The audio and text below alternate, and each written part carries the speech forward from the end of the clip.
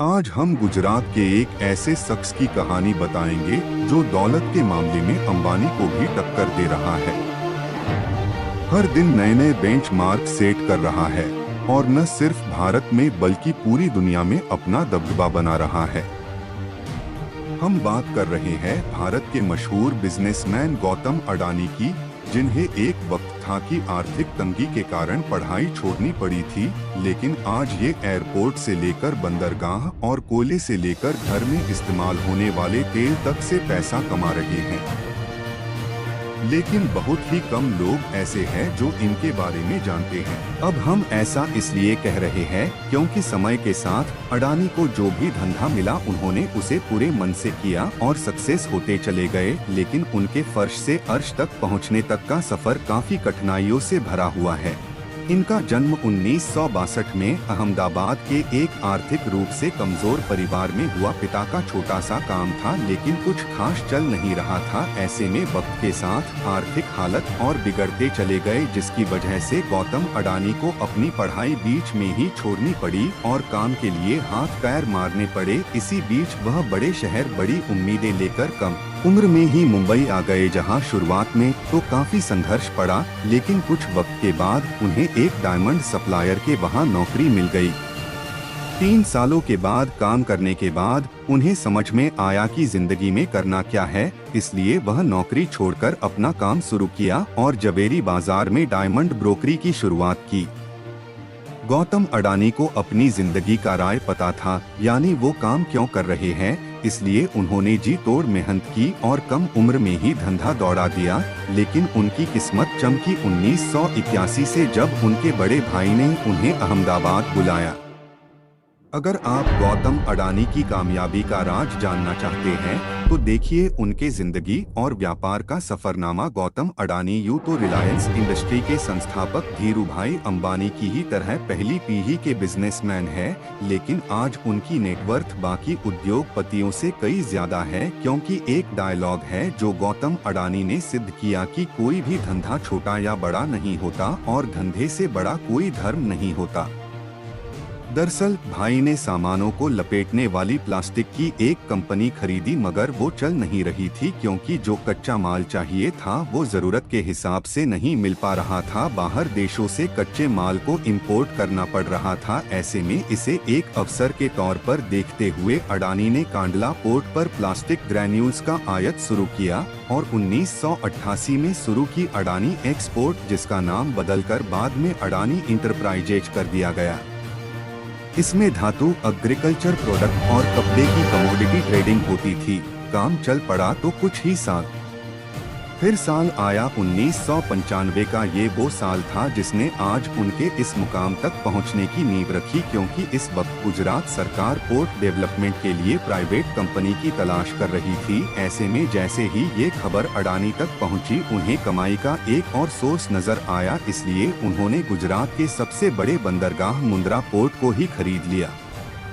Mundra port को खरीदने के बाद 1998 में गौतम अडानी ने अडानी पोर्ट्स और लॉजिस्टिक्स कंपनी की शुरुआत की। वैसे इस बंदरगाह की खासियत के बारे में बताएं तो करीब 8000 हेक्टेयर में फैला ये पोर्ट आज भारत का सबसे बड़ा निजी बंदरगाह है और इस पोर्ट से पूरे भारत के लगभग सवा माल की आवाजाही होती है।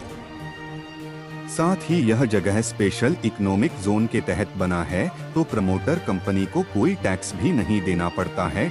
इस जोन में power plant, private rail line और एक प्राइवेट एयरपोर्ट भी है। वैसे यहाँ गौर करने वाली बात है कि आज अडानी समूह देश के प्रमुख इंफ्रास्ट्रक्चर ग्रुप में से एक है। उनकी अडानी पोर्ट देश की सब बड़ी पोर्ट मैनेजमेंट कंपनी है और गुजरात, महाराष्ट्र, गोवा, केरला, आंध्र प्रदेश, तमिलनाडु और ओडिशा जैसे 7 समुद्री राज्यों में इनके 13 डोमेस्टिक पोर्ट्स है।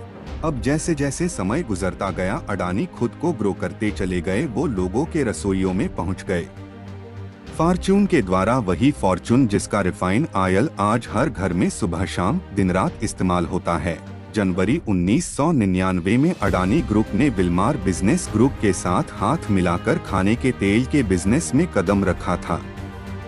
वैसे फॉर्च्यून तेल के अलावा अडानी ग्रुप आटा, चावल, दाल, चीनी जैसे दर्जनों घरेलू सामानों से जुड़ा हुआ है, जिनके रखरखाव के लिए 2005 में अडानी ग्रुप ने फूड कारपोरेशन ऑफ इंडिया के साथ मिलकर अलग अलग राज्यों में बड़े बड़े साइलोस बनाए। साइलोस वो चीज होती है जिसमें बड़े पैमाने पर अनाज को रखा जाता है। साइलोस के कनेक्टिविटी के लिए अडानी ग्रुप ने नीचे रेल लाइन भी बनाई ताकि अनाज को लाने और ले जाने में आसानी हो। अब गौतम अडानी को काले कोयले में भी पैसा दिखा। उन्होंने डोमेस्टिक इलेक्ट्रिसिटी का जनरेशन किया, बड़े बड़े राज्यों को बिजली सप्लाई करनी शुरू की, लेकिन इतने बड़े पावर प्लांट को चलाने के लिए जरूरत से ज्यादा कोयला चाहिए था, इसलिए दिमाग चलाया और इसलिए ऑस्ट्रेलिया के एक कोल माइन को खरीद डाला। फॉर्च्यून इंडिया मैगजीन के मुताबिक 2010 में अडानी ने लिंक एनर्जी से 12,147 करोड़ में कोयला खदान खरीदी थी। इस खदान में 8 बिलियन टन के खनिज भंडार है, जो हर साल 60 मिलियन टन हर साल कोयला पैदा कर सकती है। इसी तरह इंफ्रास्ट्रक्चर की कमी से इंडोनेशिया में मौजूद तेल, गैस और कोयला के लिए अडानी ग्रुप ने उस समय इंडोनेशिया इन्वेस्टमेंट अथॉरिटी ने बताया था कि अडानी ग्रुप 5 करोड़ टन की क्षमता वाले एक कोल हैंडलिंग पोर्ट का निर्माण करेगा और साउथ सुमित्रा आइलैंड की खदानों से कोयला निकालने के लिए 250 किलोमीटर रेल लाइन बिछाएगा।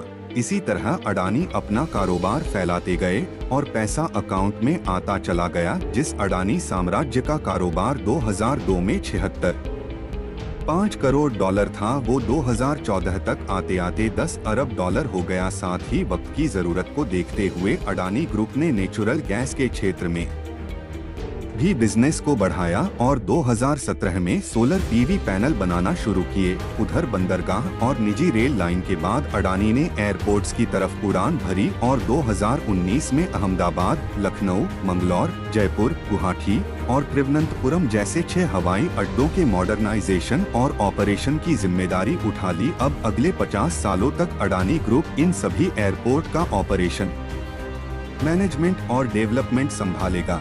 वहीं मुंबई इंटरनेशनल एयरपोर्ट लिमिटेड में भी अडानी ग्रुप के पास 74% की हिस्सेदारी है और ये बताने की जरूरत नहीं है कि भारत में मुंबई एयरपोर्ट दिल्ली के बाद देश का सबसे बड़ा एयरपोर्ट है। वैसे जिस तरह सुंदर आकार लेने से पहले सोने को खूब तपाया जाता है, ठीक उसी तरह गौतम अडानी को भी जीवन में कई तरह का ताप झेलना पड़ा। उनका सामना कई तरह के विवादों से हुआ, लेकिन उन्होंने सबसे पार पाया और एक सबसे अलग मुकाम हासिल किया, जिसका नतीजा है कि आज गौतम अडानी का कारोबार पूरी दुनिया में फैला हुआ है। उम्मीद है गौतम अडानी की यह सक्सेस स्टोरी आपको जरूर पसंद आई होगी।